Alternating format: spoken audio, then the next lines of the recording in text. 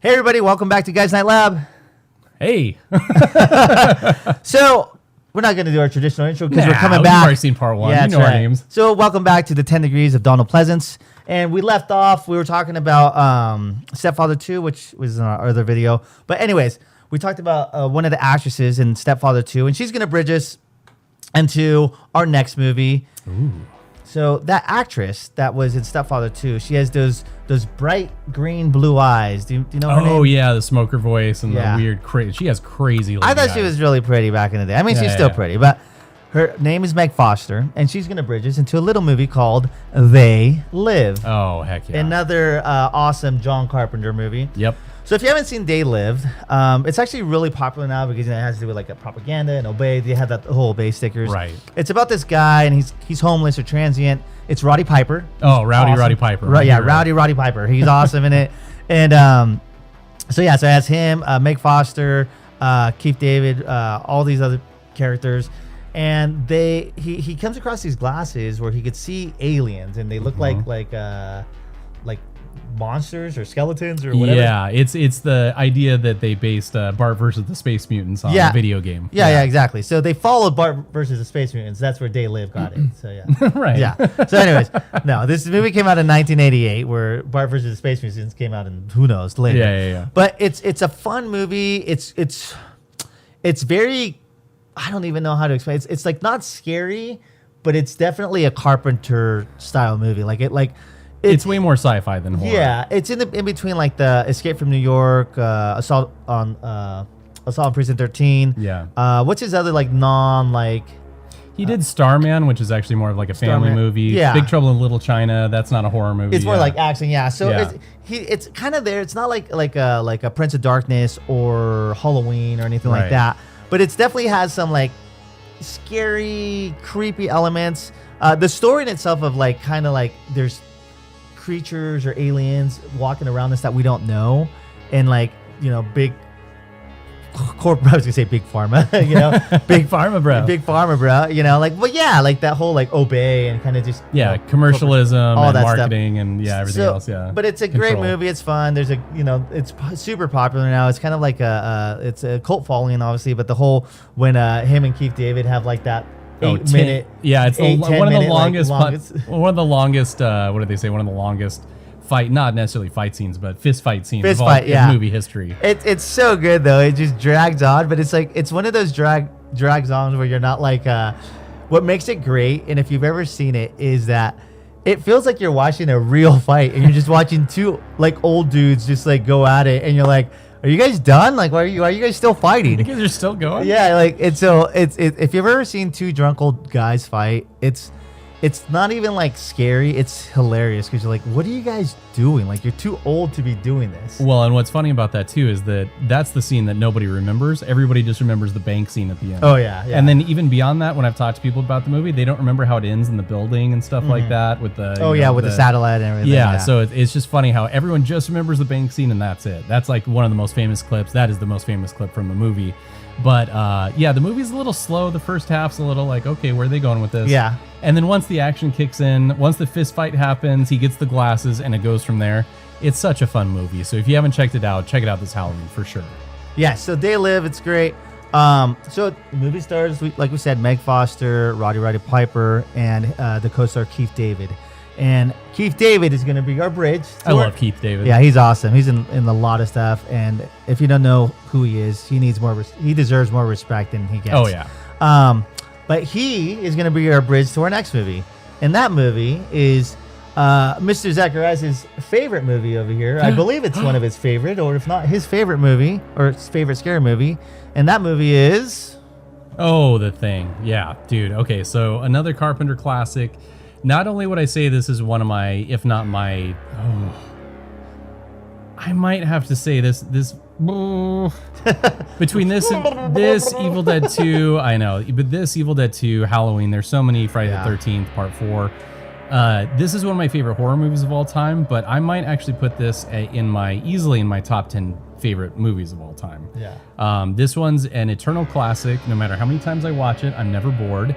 I always can't wait for what's going to happen next. Yeah. The paranoia, the isolation, the cast is perfect. The writing's perfect because it's actually pretty minimal on the dialogue overall when you think about it.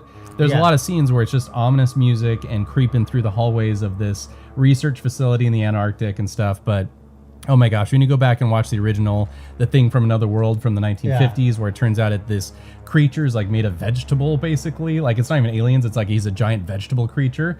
But back then they torch him on fire, so there's a burn suit back in the 50s and stuff. Like it was really dangerous to do it back then. Yeah. So that's actually a really well done film, and that's considered a cult classic.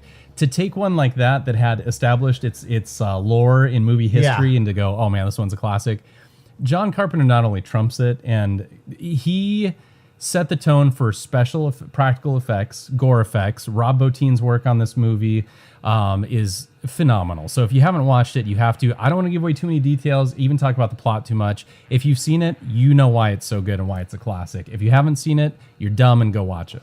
Yes. Stop being dumb. Go watch it. Yeah, no dumb. I just talked to Jordan about this because we talked about it a couple weeks ago where I was like, this movie, like I liked it as a kid. I love it. I always say I know you think I'm joking when I say as a kid and you're like, oh, you mean like 14, 15? Like no. Seuss like, watched all these when he was like 7 years old. Yeah. It's like, that was my upbringing, you know? The 80s horror were my babysitters. TV raised me. Yeah. But as I've gotten older, like I said, I loved it as a kid. It was like creepy. But as I've gotten older, I told Jordan, I'm like, this is really like a flawless movie. Like a flawless scary movie, flawless movie.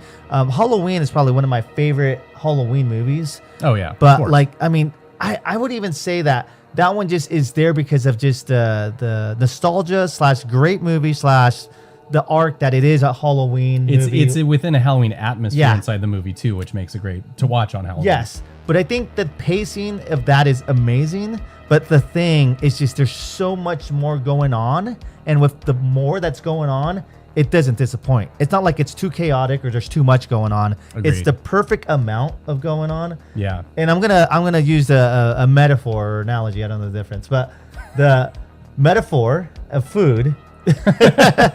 Shocking. Of the thing is a lot like a Del Pack. So it's like it's like going to the buffet and like getting like the perfect amount of every single food that you want. Like I want my king crab legs. I want my sushi. Oh, Chinese buffet, by the way. I want my king crab legs. I want my stir fresh. I want my noodle soup. I want my chow mein, my fried rice, chicken donuts, my large Coke with ice.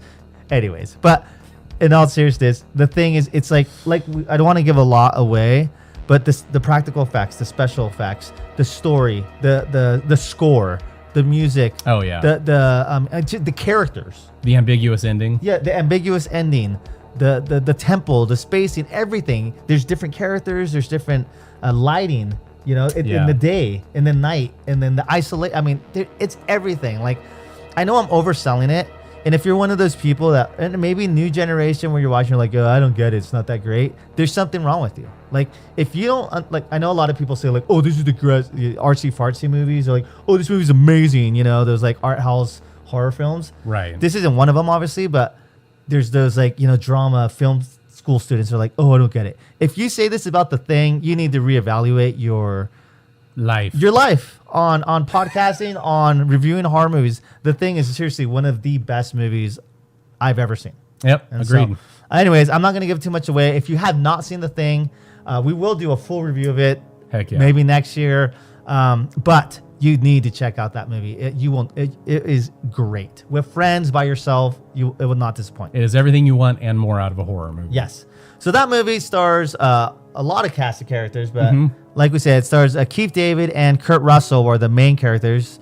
And Kurt Russell is going to be our bridge now, and you might know the man. He's been in a few movies. Oh, yeah, just a few. Just a few. But the movie that he's going to bridge us is to a movie called Escape from New York. Ah, and this is also with John Carpenter. So a lot of these are John Carpenter. Now, I know that Escape from New York is not necessarily a scary movie, but John Carpenter wrote it, and he directed it, so it'll work, okay? But John Carpenter, Escape from New York stars, Kurt Russell. It has Lee Van Cleef. It has who else does it have? Barb. What's her name from The Fog and Swamp Thing and so many other movies. Oh yeah, because that's I can't think of her name. Is it Adrienne Barbeau. Adrienne Barbeau, that's right. Yeah. So this one, it has Isaac Hayes in it. This is a big movie. Adrienne Barbeau from The Fog, Isaac Hayes, Ernest Borgnine. Yep. Kurt Russell, Lee Cleave, Tom Atkins is in it. Yeah.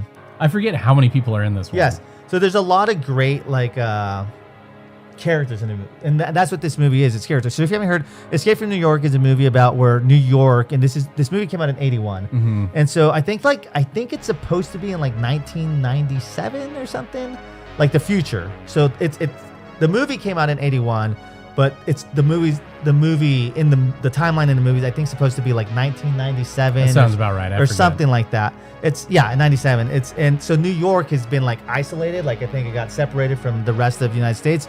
And New York is just a prison now. They just let people. Yeah, it's one big prison block. Yes, and so what happens is they, the president, who is played by Donald Pleasence, is his plane goes down in New York, and so they send Snake Plissken, who is Kurt Russell, to go rescue him. Who is a prisoner at the time. At the time, and so they bribe him with getting free. And Kurt Russell's just so cool in this movie. He's got the eye patch. And the cool thing about this movie, it's more like I said, the Assault on Precinct 13, Escape from New York. There's different gangs in New York, It's this is, you know what I just realized? This is his Cobra. Yeah. This is great. Yes. It's his Cobra, Sylvester Stallone. But it's if you ever seen The Warriors, that's a great movie, not a Halloween movie, but The Warriors is an awesome movie. And there's different gangs, and it takes place in New York. This is kind of like that, different vibe, but there's different, it's almost different levels, different bosses, different places he has to go, and he has to rescue the president to earn his freedom. And that's pretty much the whole movie. Yeah, it's hard because I love Carpenter so much. This is one I've seen a couple times, and I'm not always drawn to go rewatch it for some reason. I think it's not his best. I know this is a classic to so many people I talk to where they've never seen Halloween, they haven't seen The Thing, they haven't seen Prince of Darkness, all these other classics they live. But they're like, oh, Escape from New York, that one's awesome. And I'm like, dude, it's not his best.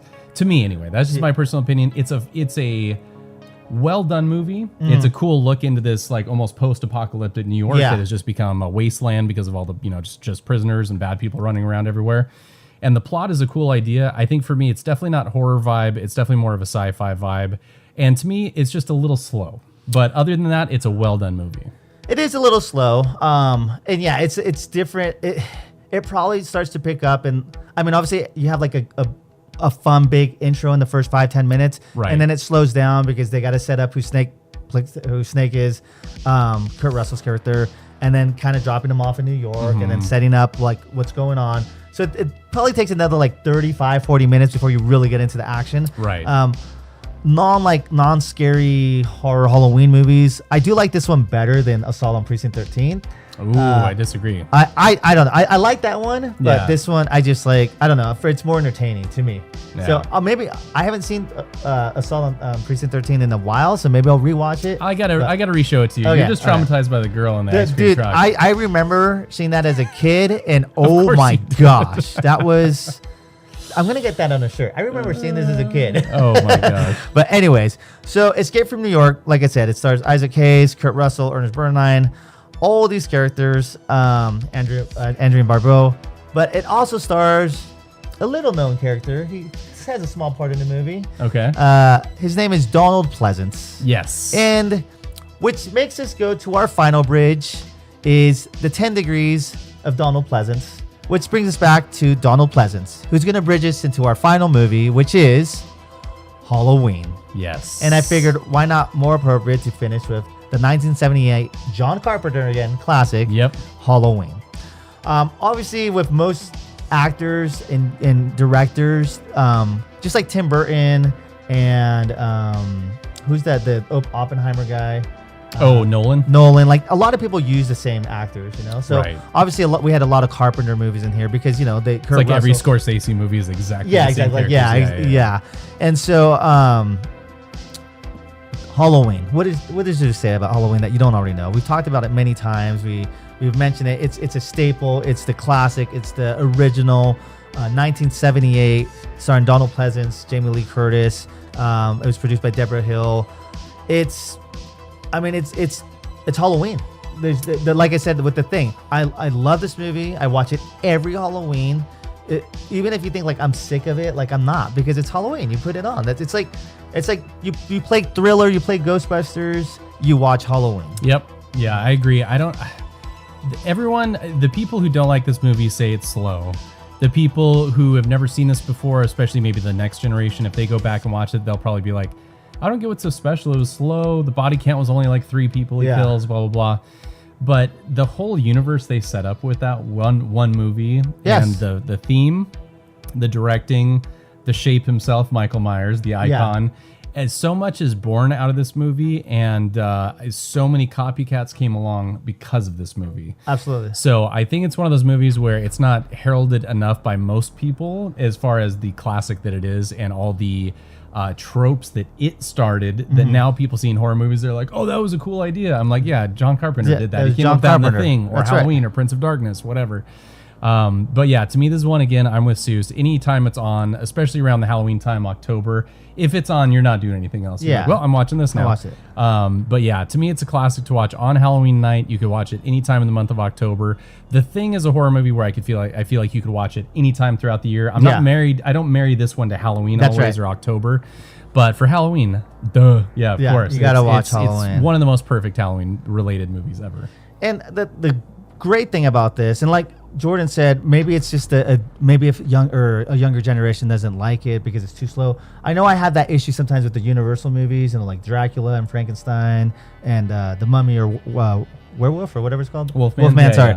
Is like, they're a little slow for me. But like for Halloween, and maybe it is a generational thing, is that it sets up such a mood, though. Like, you could identify with like Jamie Lee Curtis. It doesn't matter if you're male or female. You could identify with her because you're taking care of someone. You're watching someone. Right. You could identify with the children's, with Tommy. And what was the girl's name? I'll find it. Jamie.